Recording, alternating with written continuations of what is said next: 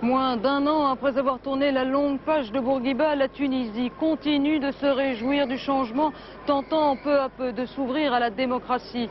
Alors que le nouveau régime a entrepris d'asseoir son autorité, remisant le passé dans l'histoire, les difficultés économiques grèvent encore les perspectives à venir. Reste l'opposition qui, après des années d'impuissance, accepte avec prudence de jouer le jeu de l'ère nouvelle. Reportage Nicolas Jacobs.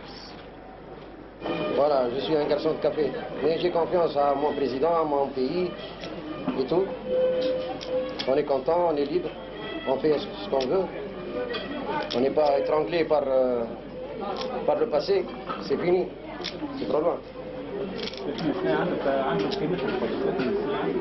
Pour changer 30 ans de routine, il faut 1 an, 2 ans, 3 ans. On est là pour sacrifier, pour... Ciao. Et vive l'ère nouvelle. Cette ère nouvelle, les Tunisiens veulent y croire. Et le nouveau président, depuis son arrivée au pouvoir, a multiplié les signes et les mesures pour désamorcer les tensions. Mesures encore peu nombreuses, mais suffisantes pour laisser espérer plus de démocratie. Abolition de la présidence à vie, renforcement des libertés, libération de 4000 prisonniers politiques ou encore signature sans réserve de la Convention internationale contre la torture. Ce qui est incontestable, c'est que nous avons été, il faut le dire, pris de court, mais dans le bon sens du terme, par la volonté affichée par le chef de l'État de réaliser un certain nombre de réformes pour marquer le changement. Cette volonté s'est heurtée à des difficultés, c'est incontestable.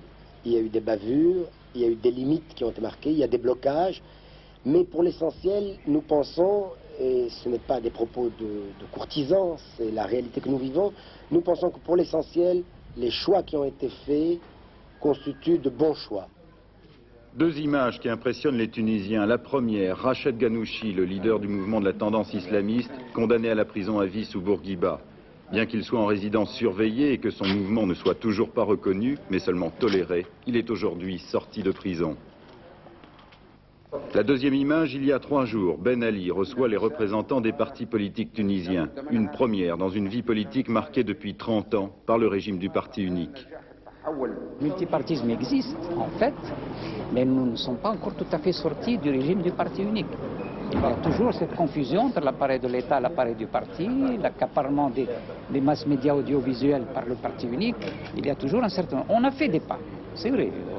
Dans le sens concrètement, le pas c'est quoi? Le pas c'est qu'au procès présidentiel, il y a plusieurs candidats. Oui, il y a des choses, il y a des pas très, très intéressants qui ont été faits, des pas positifs, mais ce n'est pas encore tout à fait ça. Nous sommes encore en gros sur le régime du parti unique.